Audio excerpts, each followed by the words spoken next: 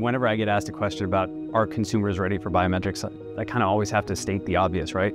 At this point, consumers, and by that I do mean the vast majority of us, we're already using biometrics all the time. We use them to unlock our phones and our laptops on a daily basis. I think an IDC study said that 63% of organizations are already using biometrics to enable customer access. So to me, the debate about whether customers are comfortable with biometrics can be put to bed.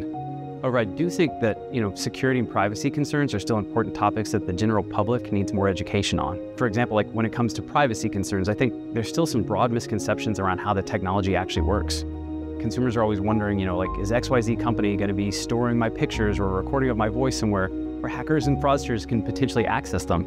And I will say that one's also funny to me because most of us have countless images of videos of ourselves, like on social media that we have freely posted. But when you put that aside, the reality of the technology is that biometrics aren't stored as JPEGs or MP3s. They're stored as unique numerical templates, just, ones and zeros. That generally will mean that there's nothing for a fraudster to steal because only that system has the appropriate algorithm to decipher and match the template.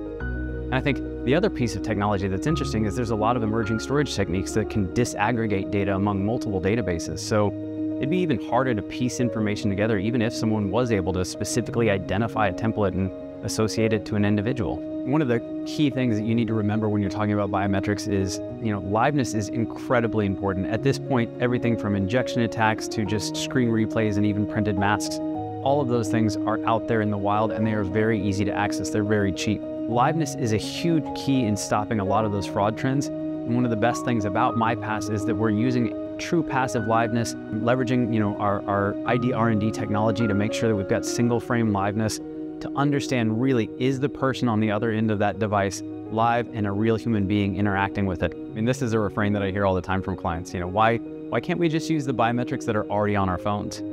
My answer is always kind of, some version of the same thing, which is really there's a difference when it comes to enterprise-grade biometrics versus on-device biometrics.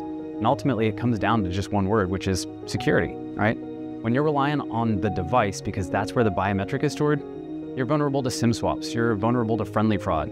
Because people share their credentials to devices with friends, family, their kids. And device-based biometrics are also more vulnerable to reverse engineering because fraudsters can easily get their hands on the device. And of course, the other security issue is people, right? With device-based biometrics, as an organization, you're relying on your end users to update their devices with the latest versions of software or security patches when new vulnerabilities are found. And that is not always the most reliable option. I'm in the industry and I can't tell you that every app on my phone is actually updated. But I will say there are also, big upsides to enterprise-grade biometrics, right? For instance, cloud-based biometrics solve the whole bottom of the lake or lost device problem. Because with cloud-based biometrics, you can access your account from any device, not just the one that you may or may not have left in the back of a cab. In fact, if you do lose your device, your cloud-based biometrics could be the way that your wireless provider re-verifies it's really you before tying your account to some new device. So it handles that whole SIM swap issue. I think the one other important distinction that I definitely want to call out is that enterprise-grade biometrics can be layered.